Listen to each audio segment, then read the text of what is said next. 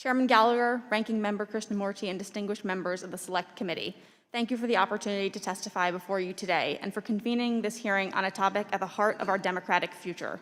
The United States has woken up to a cold reality that after decades of technological leadership, this position is under severe challenge from an autocratic rival in the People's Republic of China.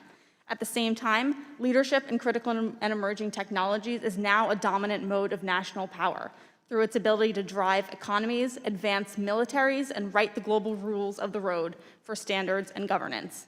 Today, the PRC leads in strategic technology areas such as 5G implementation, AI surveillance, and elements of quantum communication applications. It remains a fast follower in many others.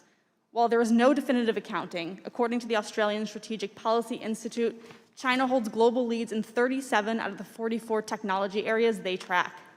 None of this has been by accident. For decades, we have allowed the PRC to execute its global technology dominance strategy largely unimpeded, naively assuming that economic integration would bring about political liberalization and ignorant of how that interdependence would be weaponized against US interests and values. Today, AI chatbots coming out of the PRC have to comply with strict censorship demands and promote core socialist values.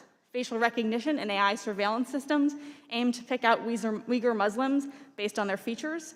To fuel twin goals of control and biotechnology leadership, the Chinese government has run forced DNA collection blood drives to amass the world's largest DNA database and conduct ethnic and genomic surveillance.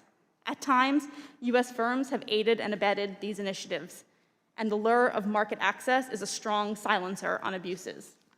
As the PRC transitions from technology and standards taker to maker, PRC companies are exporting technology along China's Belt and Road Initiative and building the value systems they advance into international standards. The stakes for the defense of global democracy and freedoms could not be higher. I come at this issue as a researcher leading a team at the German Marshall Fund focused on how democracies can together outcompete autocrats, as a former policy professional developing allied technology cooperation initiatives, and in a past life, as a scientist in the lab, conducting quantum physics experiments and building artificial intelligence systems. I have seen firsthand the incredible strengths of the United States science and technology ecosystem, how effectively we attract and draw on the world's talent, and the crucial role of the federal government in unlocking discovery and de-risking innovation. In 2007, DARPA held a nationwide competition, the Urban Challenge, aimed at creating the first autonomous vehicle to drive in a city environment. I was part of an interdisciplinary team of scientists and engineers from mechanical engineering and electrical engineering to robotics and computer science, reverse engineering a standard issue Ford to drive by itself and outfitting it with radar and sensing capabilities and drive-by-wire capacity.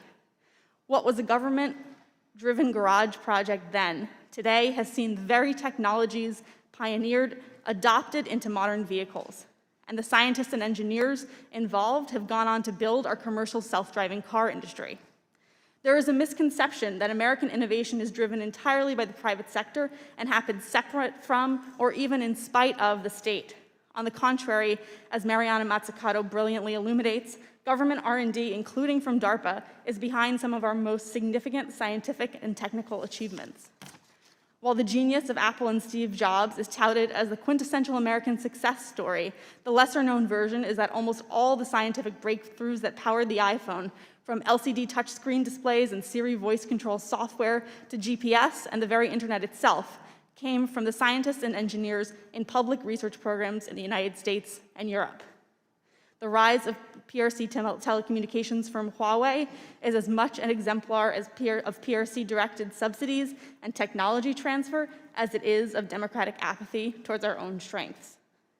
As we seek to deliberately counter the PRC's technology dominance ambitions, ensuring US leadership in critical and emerging technologies of the 21st century requires not just using, but cultivating our own sizable competitive advantages. A robust innovation ecosystem, human capital at home and abroad, and an attractive, if imperfect, power of example, and a strong network of allies and partners that China lacks. In my written testimony, I offer a dozen recommendations for how to structure ourselves for the modern technology competition, from establishing an analytical cell to measure the competition, to the creation of a new export control regime and outbound investment screening tools. The United States holds an incredibly strong hand in this competition. To win, we must play our cards well and now.